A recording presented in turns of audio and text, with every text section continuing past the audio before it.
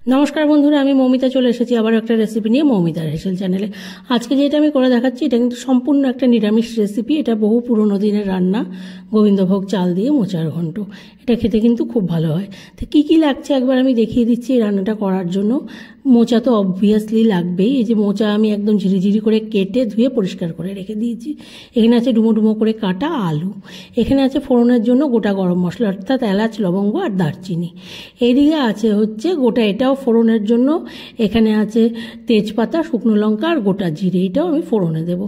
এখানে আছে জিরে বাটা, এখানে লঙ্কা বাটা আছে, এখানে আছে আদা বাটা, আর এখানে আছে হচ্ছে গোবিন্দভোগ চাল ধুয়ে পরিষ্কার করে রাখা। এবার এখানে আছে যে মোচাটা, এটাকে আমি একটু ভাপিয়ে নেব। এই মোচাটা ভাপানোর জন্য আমি দিয়ে দিচ্ছি প্রেসারে দিয়ে কিন্তু আমি হুইসেল দেবো না, জাস্ট হুইসেল দেওয়ার আগে অফ করে নামিয়ে নেব। মোচাটা দিয়ে দিলাম, দিয়ে দিচ্ছি সামান্য নুনটা দিয়ে আমি মোচাটাকে ভাপাতে বসিয়ে দিচ্ছি। মোচা ভাপানো হতে থাক, আমি এদিকে আলুটাতে নুন হলুদ মাখিয়ে নিয়ে ভেজে নেব। কিন্তু আলুটা নুন হলুদ মাখাবো ভালো করে, মাখিয়ে এটাকে আমি তেলে ভেজে নেব।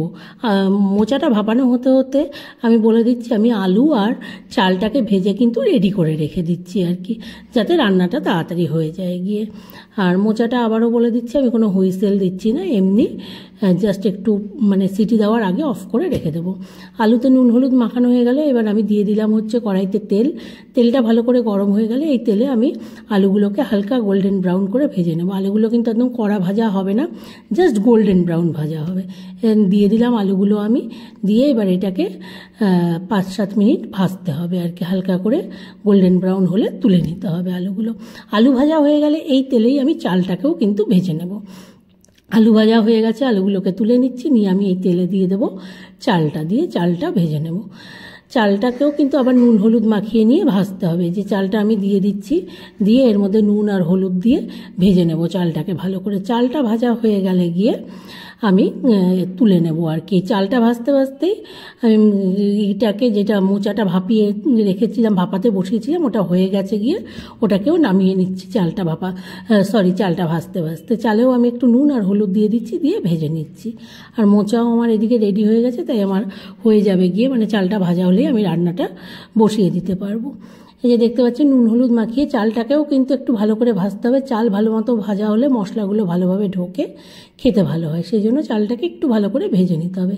চালটা ভাজা হয়ে গেলে চালটা তুলে নিতে হবে তেল থেকে। চাল হয়ে গেছে গিয়ে ভাজা সম্পূর্ণ, এবার আমি এটাকে তুলে নিচ্ছি। নিয়ে এই তেলেই আমি করব কি, আর একটু তেল অ্যাড করতে হবে, কারণ মোচায় একটু তেল বেশি লাগে, সেটা আর একটু তেল অ্যাড করে নিচ্ছি আমি। নিয়ে এই তেলটা গরম হয়ে গেলে প্রথমে আমি দিয়ে দেবো গোটা গরম মশলাটা ফোড়নে, এলাচ, লবঙ্গ আর দারচিনিটা ফোড়ন দিয়ে দেবো।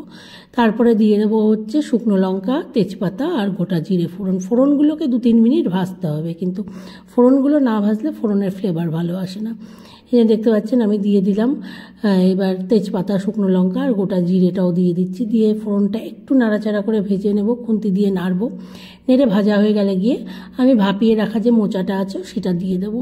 মোচা একটু সরু করে কাটলে কি ভাপানোটা তাড়াতাড়ি হয়ে যায় গিয়ে, আর এটা খেতেও ভালো হয়, মিশেও যায় ভালো মতো।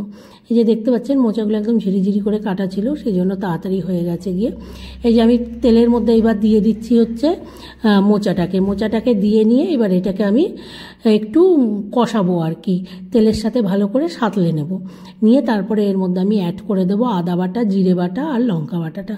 আমি 1 চামচ আদা বাটা দিচ্ছি, 1 চামচের একটু বেশি দেবো আমি এখানে জিরে বাটাটা দিয়ে দিচ্ছি। এগুলো সবই আমি কিন্তু টিস্পুনের মাপে করছি, কোনো কিছু আমি টেবিল স্পুনের মাপে দিচ্ছি না, সব টিস্পুনের মাপে।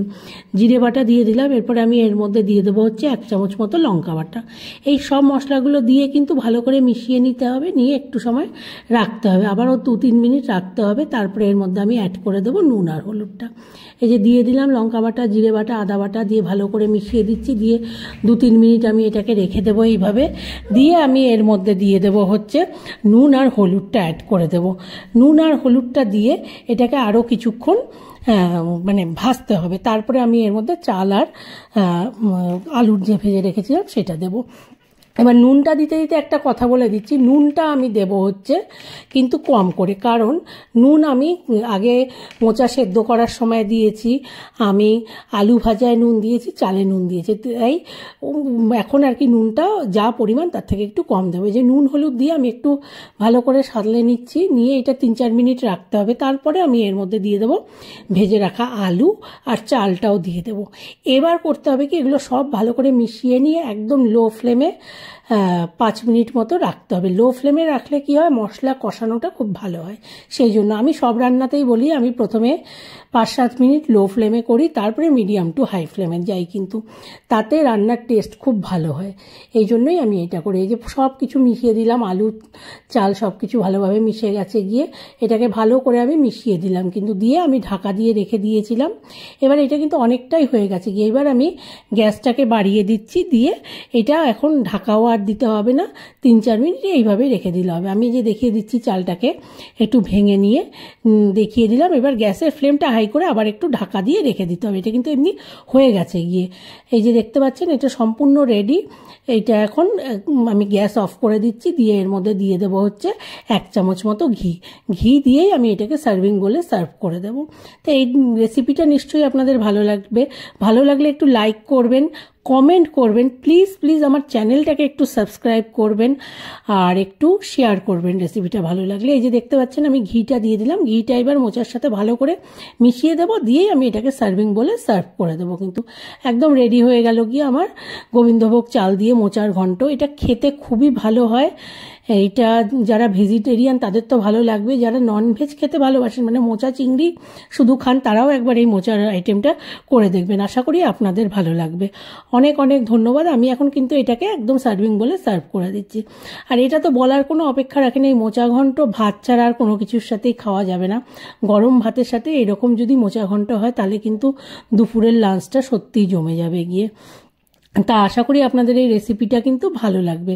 ভালো লাগলে আবারও বলছি কমেন্ট করবেন, লাইক করবেন, সাবস্ক্রাইব করবেন চ্যানেলটাকে, শেয়ার করবেন রেসিপিটা। অনেক অনেক ধন্যবাদ, আমার চ্যানেলের পাশে থাকবেন। আপনাদেরকে অনেক অনেক ধন্যবাদ। নমস্কার।